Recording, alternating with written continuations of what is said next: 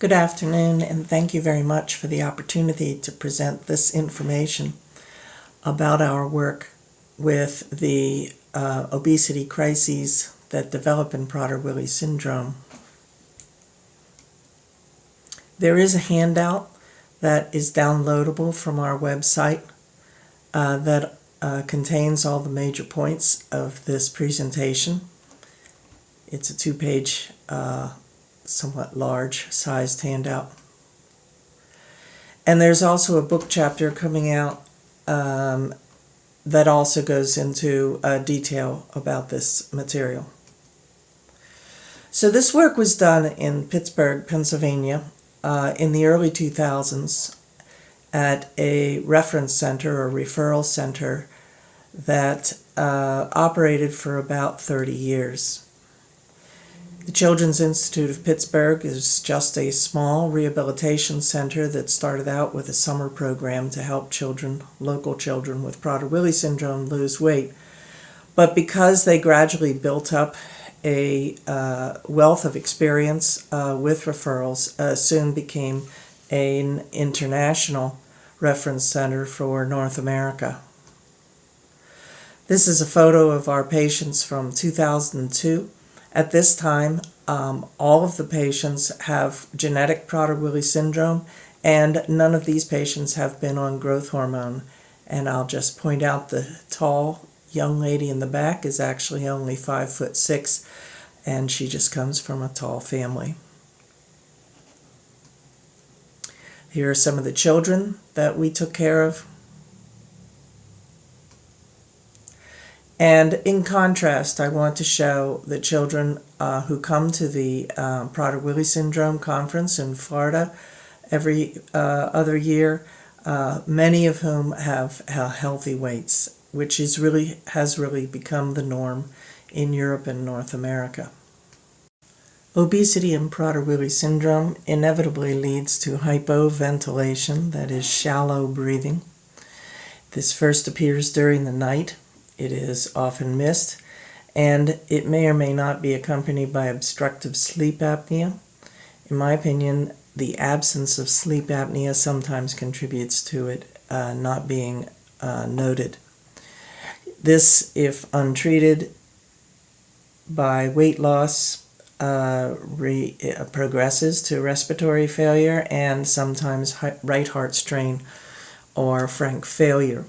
Respiratory failure, of course, with CO2 retention places the patient at risk for respiratory arrest, which is often precipitated by someone giving the patient oxygen.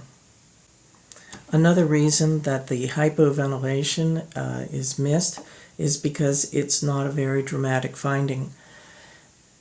We medical professionals are accustomed to recognize respiratory disease or respiratory distress by the patient's increased effort at breathing, but with hypoventilation the patient looks very comfortable, and for that reason it is not recognized as a life-threatening condition.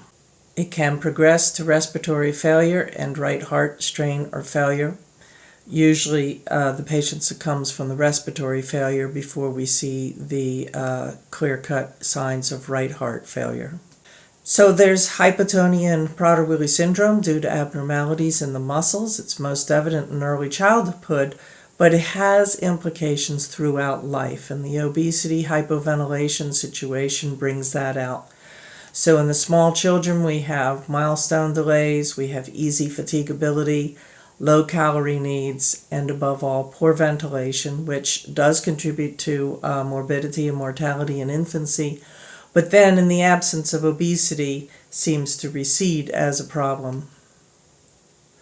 But with severe obesity, the breathing problems worsen with increasing weight. They're often unrecognized. They begin during sleep, and when they're severe, they lead to respiratory failure, occasionally right heart failure, and it can happen at any age. This is a 9-year-old boy. This is a 5-year-old boy. Came to us from Puerto Rico, not Texas, despite the hat. This is just to show this was a very obese patient, so it's easy to see, but the extra adiposity contributes to a decrease in the compliance of the chest wall, increases the work of breathing, and I'll just note in passing that it's been established by clinical studies that the ventilatory drive in Prader-Willi syndrome is diminished. That is both in response to hypoxia and in response to hypercapnia. Here is subcutaneous fat that's contributing to the lower compliance and greater work of breathing in this individual.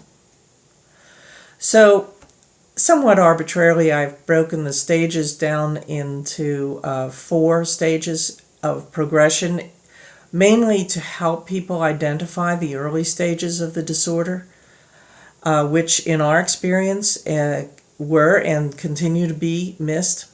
So the first sign is asymptomatic nocturnal hypoxia, which of course is not going to be detected unless it's sought out.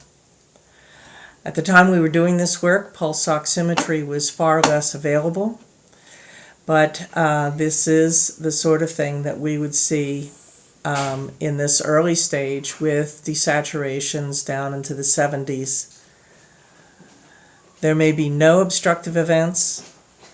There may be no arousals as a result, only hypoxia without arousals.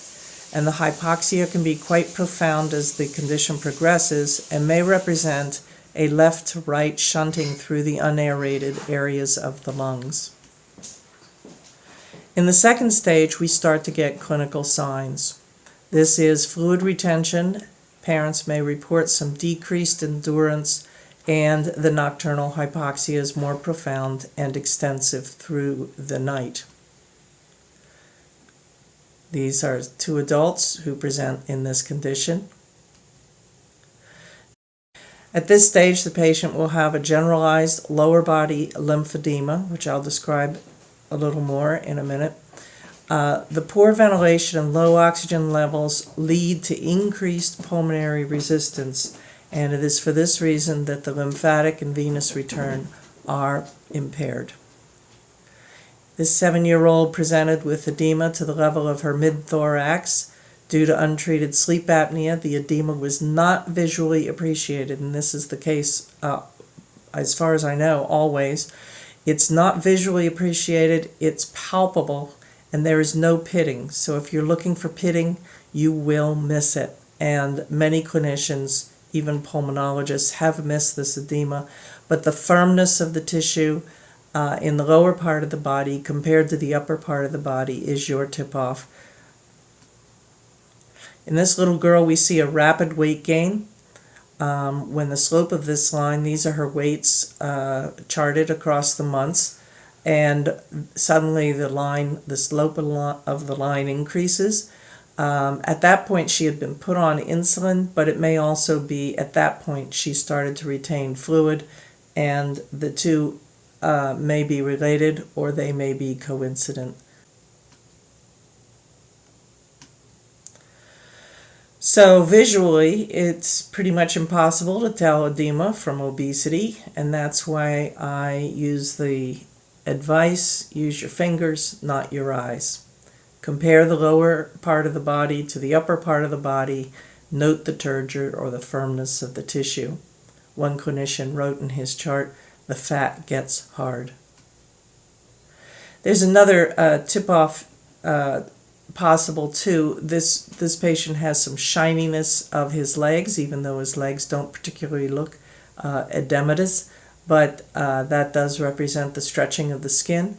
He was, in fact, had edema palpable to this line, probably the level of the right atrium. This edema was missed by a pulmonologist who saw him 2 days before he presented to us, I suspect because he was looking for pitting. Slim legs do not rule out edema. In this case, the parents noted that the legs had become hard, and they were told by their physicians that the muscle development from growth hormone was responsible for the hardness of the legs. But in fact, this young man had substantial hypoxia at night and edema of his legs. Here are some more studies from the nighttime. Marked hypoxia can last most of the night as the patients progress. And the patient, I just want to point out, just had mild shortness of breath with exertion and that subtle increase in tissue turgor of her lower body. But as you can see, she spent most of the night, really all of the night, hypoxic.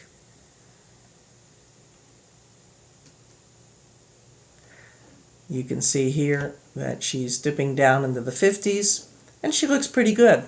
This is a patient you might believe is tolerating her obesity rather well. Now, some patients don't necessarily progress beyond the nocturnal hypoxia and retention of fluid because they remain active, because their weight doesn't continue to increase. But then that's when we see some changes in the lower extremities with chronic swelling, skin breakdown. This may be exacerbated by cellulitis or skin picking behavior. Here's an exaggerated case. This man is 41 years old, so he's had time to develop this. This fellow was in his 40s as well.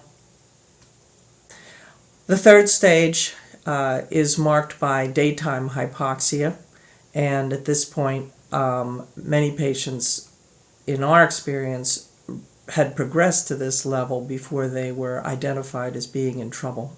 So this is a fellow who's now got significant changes in his lower legs. He's on oxygen, and this is the first time he's had rehabilitative attention. The first thing we did was get him up and moving.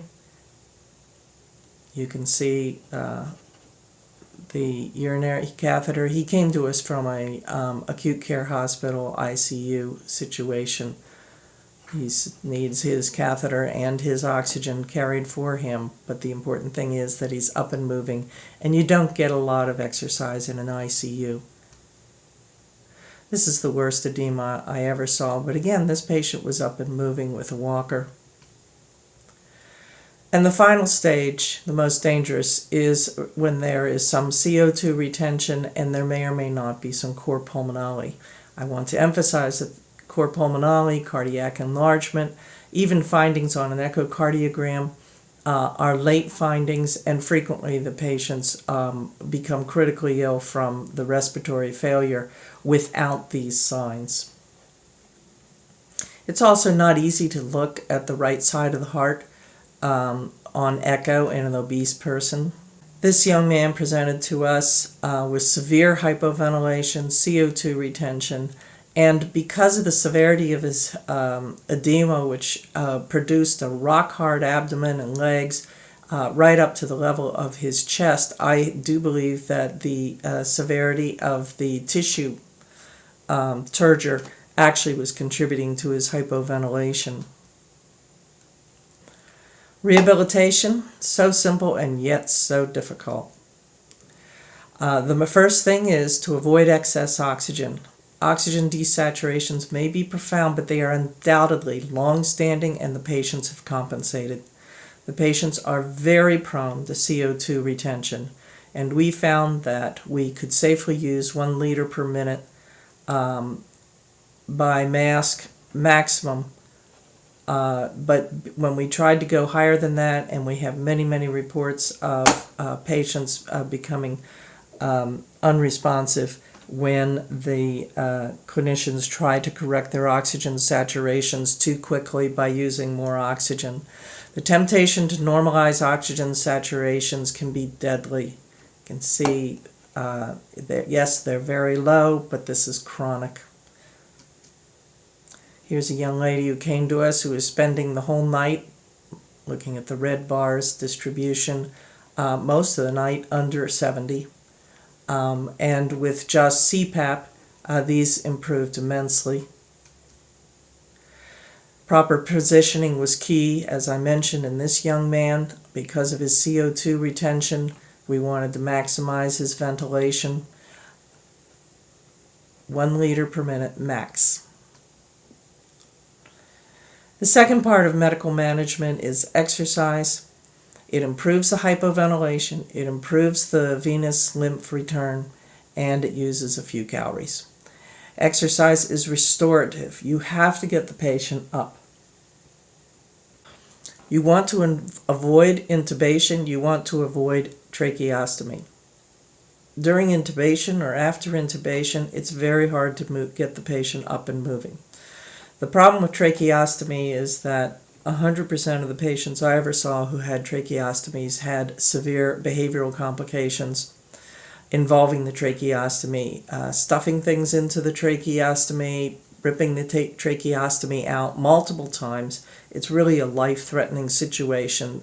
People with Prader-Willi syndrome may understand that the tracheostomy should not be played with, but when they are having a temper tantrum, they are not going to remember that, or they'll even go after the tracheostomy because they know it distresses everybody, should we say. So then the exercise that you're doing is going to depend on the patient condition. Basically, whatever they're doing, make them do a little bit more, even if it's a few more steps per day. Low oxygen saturations during exercise do not appear to be a reason to restrict activity. The oxygen saturation will drop during exercise, probably because of more right to left shunting at the base of the lungs. And with daily exercise, you can increase the ventilation, and the oxygen requirements will rapidly sometimes diminish. This young man went on a 4-mile hike in the nearby mountains. When he got back from the hike, he did not need his oxygen anymore, and that was really remarkable.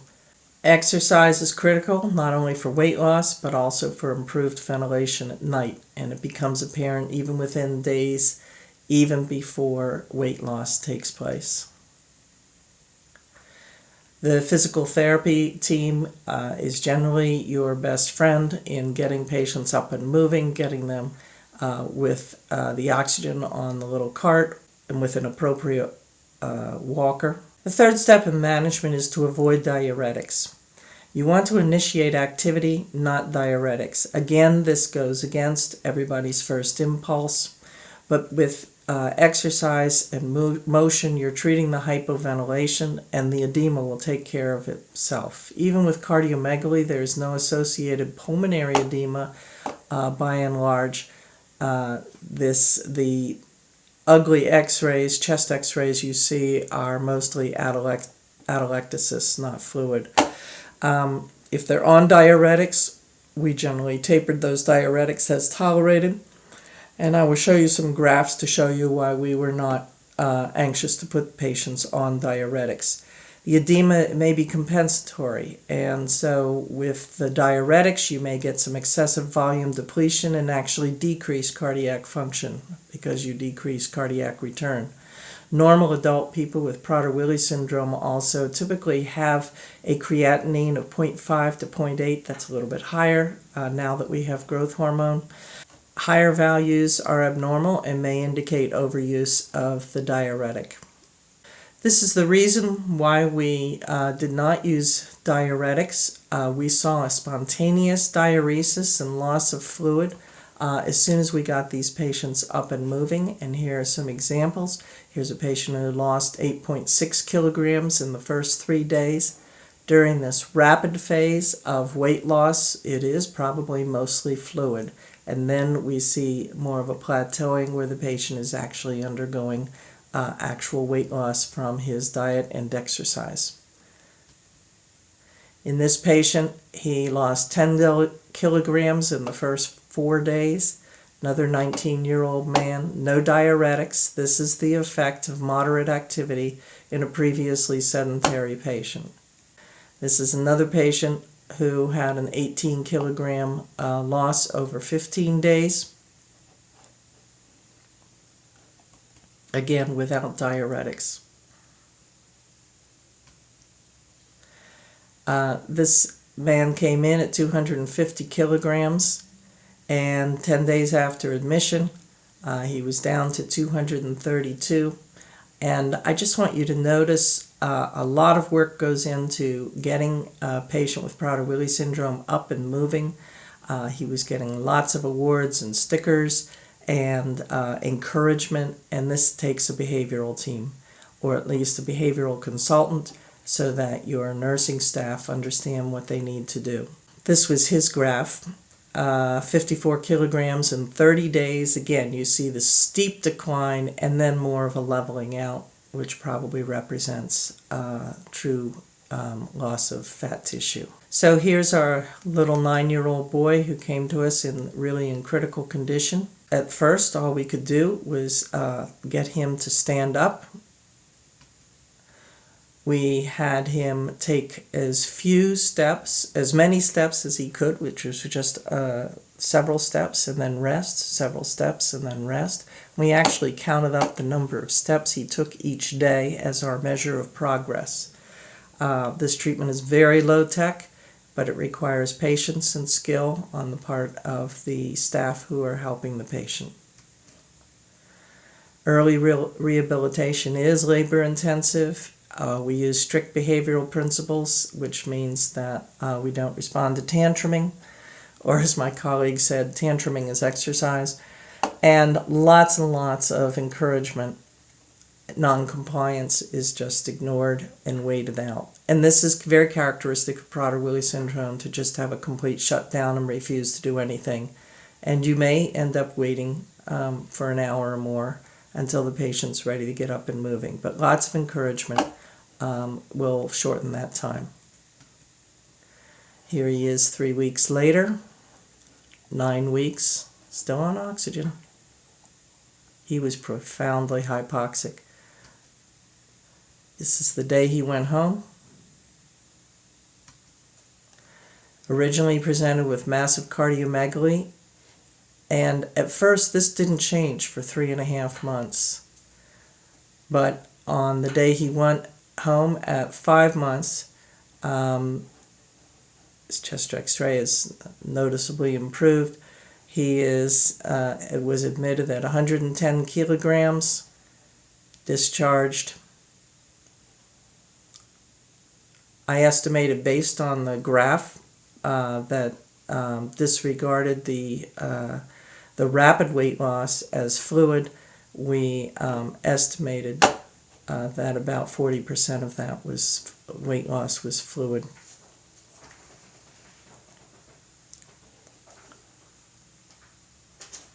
There is numbers in kilograms. 28 kilograms or more was probably fluid loss. And his dad sent me this picture a month after discharge, back in school.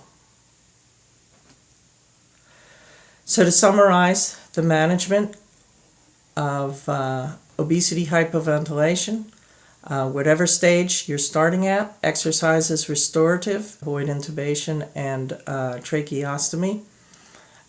Try to talk the intensive care people out of it if you possibly can. Obviously, that's a call they're going to have to make under the circumstances, but it does not go well. The level of exercise is whatever you can get, beginning slowly and advancing as tolerated. Avoid the overuse of diuretics, and above all, avoid the overuse of O2. Despite profound desaturations, remember that they are chronic. Patients are prone to CO2 retention when they're given O2, 1 liter maximum nasal cannula. I often say to the pulmonologist, these patients are like chronic obstructive pulmonary disease. When you take away their oxygen drive, they stop breathing. This seems to be the case in Prader-Willi syndrome. And finally, the family and the patient should be taught food security, not bariatric surgery. I'm going to put a plug in for the concept of food security, which is fleshed out much more on our website. But it is the psychological security concerning food, meaning no doubts, no chances or opportunities, and therefore no disappointments. This greatly enhances behavioral management and enables parents to get control of the weight and the behavior at the same time. This is our website. There are a number of downloads, handouts for both clinicians and parents. Many of them are actually behavioral. We have especially the food security handouts. We also have material on psychiatric medication management and other materials for parents and clinicians on behavior management skills. Thank you. And I will stick around for questions.